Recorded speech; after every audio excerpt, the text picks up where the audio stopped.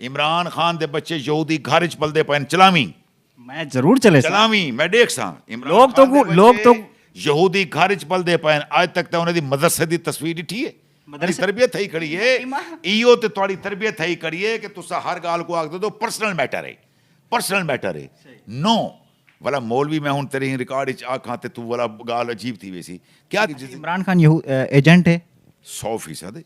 100%। हाँ ससुराल उंदा यहूदी उंदी ननियाल उंदा कादियानी ठीक है उंदे बच्चे कित्थे हैं सर ये रिकॉर्डेड थी पी है रिकॉर्ड है मैं आंख बंद करके नहीं आधा खड़ा उसके बच्चे कहाँ पर हैं बच्चे ते नवाज शरीफ दे भी बाहर हैं। नहीं बाहर है नवाज शरीफ दे भी बाहर बाहर नहीं है सर फिर भी बात कर रहे हैं आप सर, वो तो पाकिस्तानी अपने भाईजान जिस घर में वो हैं ठीक है। वो किसका घर है किसके साथ रहते हैं ये ते बाहर ना ओ भाई वाला बार यार तू ते मेरा ख्याल है भाईजान पीटीआई दा वोटर रही सपोर्टर रही